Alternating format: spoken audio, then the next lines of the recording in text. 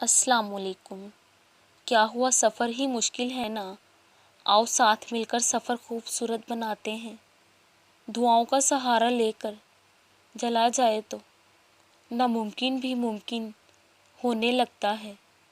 تم ساتھ دو تو یہ رکاوٹیں کچھ نہیں کر پائیں گی۔